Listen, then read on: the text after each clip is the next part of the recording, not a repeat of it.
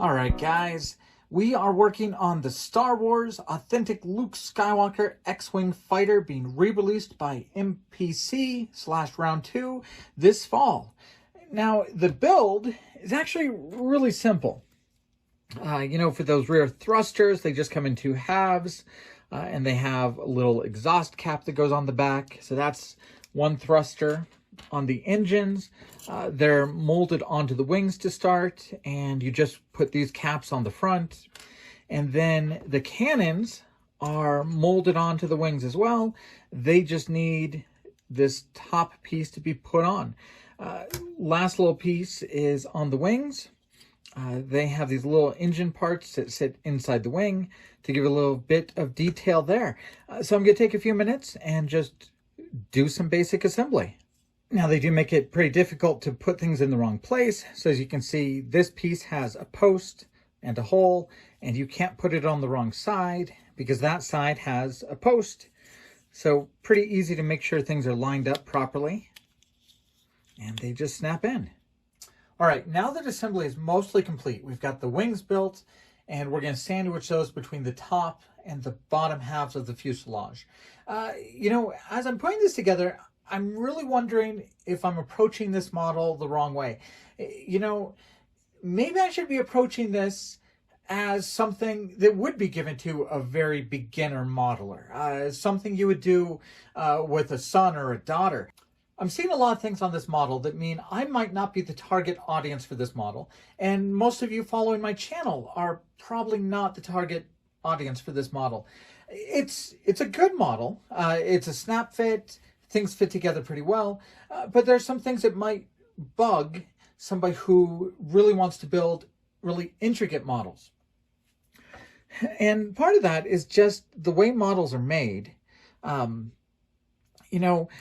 They press this wing shape from the top down, almost like a cookie cutter. And what that means is on these cannons, these trident shapes are facing the wrong way. They shouldn't be horizontal. They should be vertical, but you can't stamp that way with a single press. So they're stamped so that they're horizontal.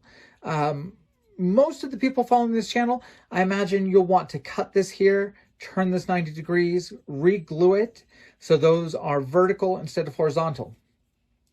The other thing that stamping means is these cannons have this block shape underneath them. Kind of pressing down, you get a straight line here, and they don't have a press that comes in from the side to make it a cylinder on either side. So you get kind of very blocky cannons. And those are things that you could fix. You could file it down, you could round it. But I'm going to build the snap kit more as is. And mentally, I'm going to be thinking about this a little bit more. Something you would do with somebody you're introducing the hobby to, something you can do in a day. And part of me thinks maybe what I should do is just paint this a solid color, sticker it up, and show the model the way you would do it with somebody who's a very novice, or somebody who's going to pick it up off the shelves of a big box store and build it just with what's in the box. But I think I am going to still paint this, but mentally I'm going to start judging the model more along the lines of something really aimed at a beginner modeler. All right, so the first thing I like to do on all my Star Wars kits, and on my Battlestar Galactica ships as well, is I like to start by spraying them entirely silver. I am using a Tamiya acrylic paint, which is formulated to work on models, and I generally have a lot of success without using a primer with these paints. So we're just going to paint the model silver.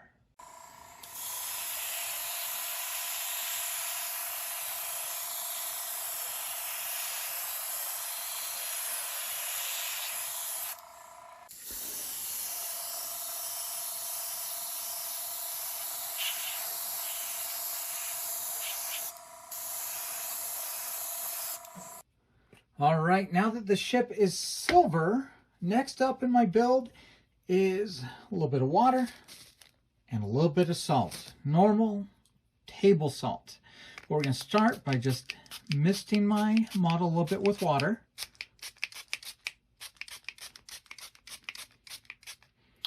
everything is just slightly damp.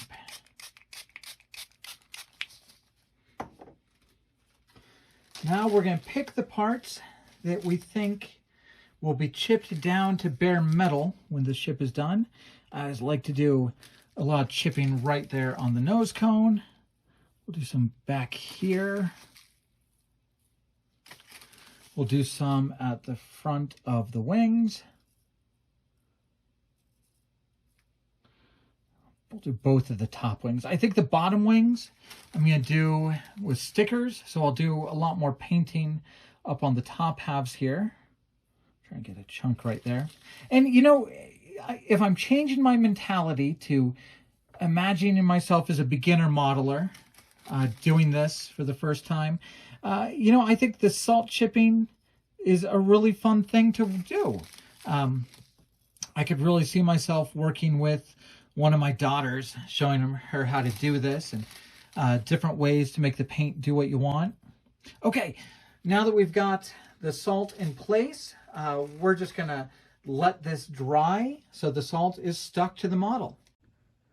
All right, once everything dries, you can take a look at it. You can use a brush to kind of push things around, kind of change where you want it to be. But make sure you've got the salt about where you want it. And then it's time to paint the base coat. All right, so I'm going to use my favorite thing here.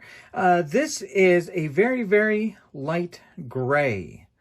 And I think Star Wars kits, I don't think they look good in a bright white or a paper white. So I think just slightly off-white, just a very light gray is the best way to go. So I'm going to go ahead and airbrush this over all the model parts with the salt.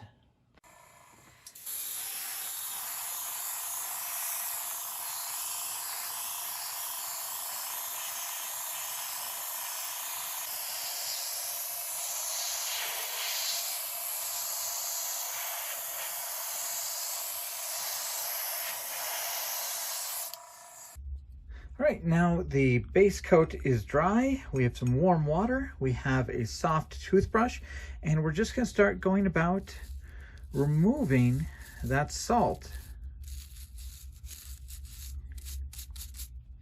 Revealing the silver paint underneath.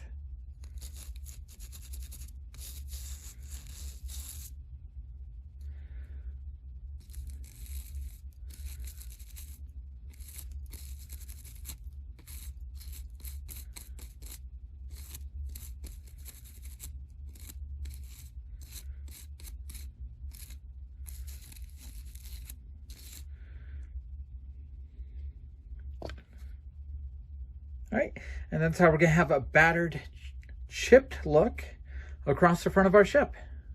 All right, I've masked off some of the parts that are going to get some red stripes, and I have once again gone ahead and salted it, so it'll have a little bit of a chipped look once we're done.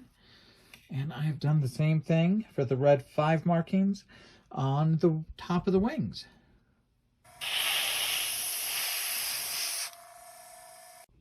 All right, so we've got the red panels done. We've got a few of the yellow ones, and same thing as always, just masked them off, threw a little bit of salt down, painted it, removed the salt, and really doing an X-Wing, it's just a lot of masking panels to make it look aged, to make it look like they've replaced pieces of metal, repainted it, sent it into battle again, had to repair it again. Most of the Rebel ships are like that. You just end up layering more and more different panels across the ship. So coming up next, we're going to add a little bit of gray onto some of these parts and just do the same thing we've been doing. All right, next up, now that we've got a fair amount of panels done, is to use a little bit of an oil wash to bring out some of the details, especially on some of these mechanical areas of the X-Wing.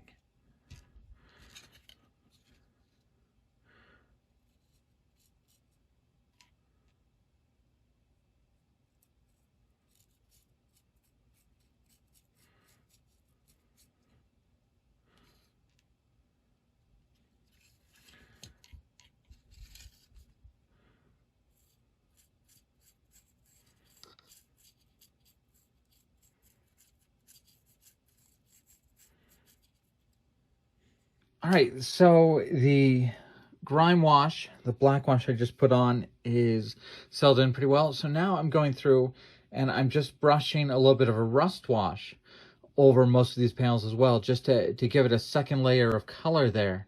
And just adding a little bit of a rust wash over some of the chips that I've done. On the wings, you can see we have a pretty heavy rust wash over a lot of the engines as well. Now, most of that we're going to remove with Q-tips and thinner in a little bit. But yeah, just very small drops of rust added on as well. All right, I have flipped the ship over. We're on the underside, and I did say I would give the stickers a try. So I'm going to use some of the stickers for the wing markings on the bottom, and I'm going to do this stripe on the side of the ship with stickers as well. So let's just take a look here. All right, so we're on a clear backing at least. And we're going to try and line it up down here at the bottom.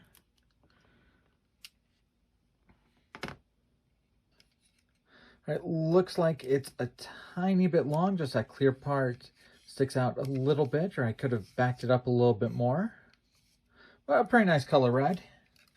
So the stickers are just a tiny bit long, just a little bit of the clear part will stick out. If you line it up with the red on the back, it sticks out the back. If you line it up so that that clear backing is on the edge of the wing here, the clear backing in front will stick out. So, you know, if you have a chance and you're using the stickers, trim off just a clear part on the other side of the red, and you'll be in business. The stickers are slightly translucent, so you should be able to see any pitting or weathering that you've done underneath them. So I'd say the only thing you can really say bad about the stickers is they leave it with kind of a glossy finish. They lay down pretty well. They're slightly translucent, so you can kind of see a little bit of the hull color underneath. So yeah, I think if you were a brand new modeler, you'd be pretty happy with that.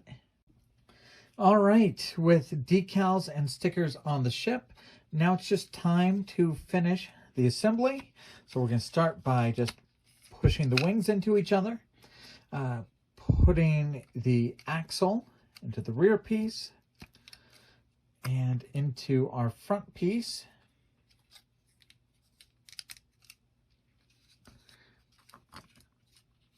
And putting both of those into the bottom of the ship.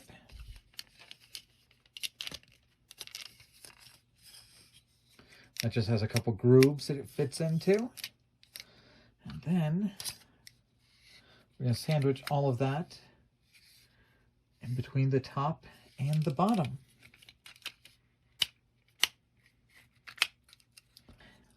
And just like a good snap kit, it snaps into place. All right, the final step in weathering today is to use these artist pastels and a brush, because all of my washes are kind of the wet kind of dirt, the oils and such. I want to add a lot of dry kind of exhaust weathering back here, just kind of sooty sort of a weathering here. So we're going to brush these pastels on all the thrusters, a little bit up front, do a little bit of streaking.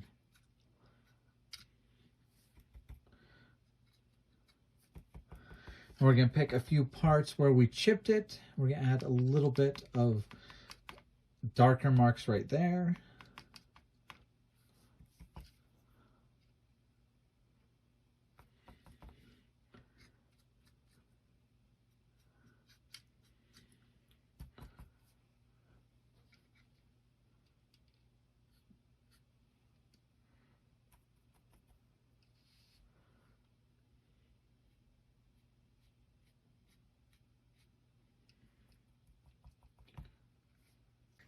All right, after everything, this is the completed model. Somewhere the top side is almost entirely paint and weathering, aside from this stripe. So this stripe is really just the sticker put over top of just kind of a light gray painted body of the X-Wing. And likewise, the bottom, that is really just stickers over a very light gray paint. This side is my chipped gray paint with a sticker over it. So this is actually a very hard model to evaluate. Acknowledging that I am probably not the target audience for this kit. I think that my tastes would still lean towards those really massive $100 kits with a bigger X-Wing that are a little bit more intricate. Makes it kind of a harder one to judge. I did really have a lot of fun. I always have fun repainting X-Wings. Just there's so much to be done on these. Did I overdo the weathering? Probably. This is probably more like Red 5 when Rey flew Red 5 after it'd been through Dagobah and Tatooine and, you know, buried under an ocean for a little bit. I probably overdid some of the weathering, but I really just can't help myself. I find it just to be lots of fun doing all of these different panels and weathering and making the ship old and beat up. So yeah, I have a lot of fun with X-Wings. I had a lot of fun with this one. There is kind of R2 done with decals. The canopy was done with decals. That was kind of painful for me. I'd much rather paint it. But that is a decal for the canopy framing. How would I feel about this ship? I feel that, you know, if I feel like this would be fun to buy and do with one of my kids, I feel it would be a fine gift to give, you know, a niece or a nephew who wouldn't have a lot of modeling glues around and not much to paint. I feel that they could take this home, build it as a snap kit and sticker it, and be okay with it. You know, I'd still say show them how to do the water slide decals, and they'll be much happier with water slide decals rather than stickers. You know, I think this is a fine thing to be out on the shelves.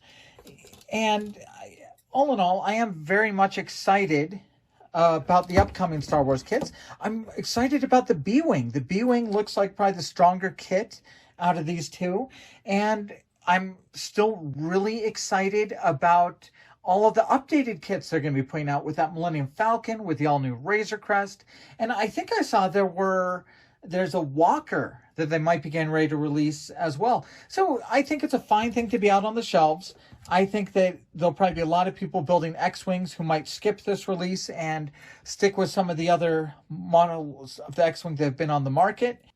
All in all, I just really hope this has been a fair look at the model kit for all of you guys, to see the good and the bad, and to help you guys plan out what you'll be doing with your models.